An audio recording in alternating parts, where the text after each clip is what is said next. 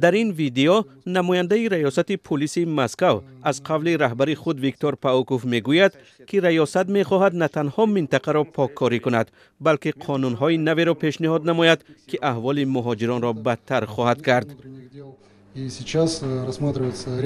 عین زمان چند طرح قانون برای پرزور کردن چاره‌های مجبوری نسبت به شهروندان خارجی که قانونها را پامال می‌کنند در بررسی هستند.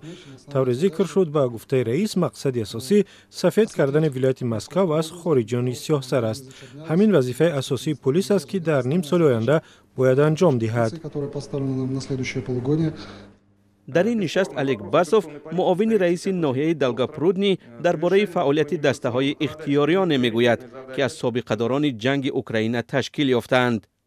به قول منصبدار آنها در مبارزه با مهاجرت غیر قانونی سهم زیاد میگذارند، از جمله همراه کارمندان پلیس در کوچه ها مهاجران بی‌حجت را بازداشت میکنند.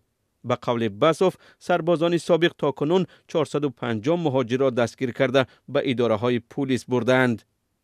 بیگانه ستیزی و یا برانگیختن نفرت به ضد مهاجران از آسیای مرکزی در روسیه همیشه وجود داشت، ولی بعد از آغاز جنگ اوکراین در سال 2022 و حمله مرگبار تروریستی به تالار کنسرتی کراکوس در ماه مارس امسال اوج گرفت و همچنان ادامه دارد.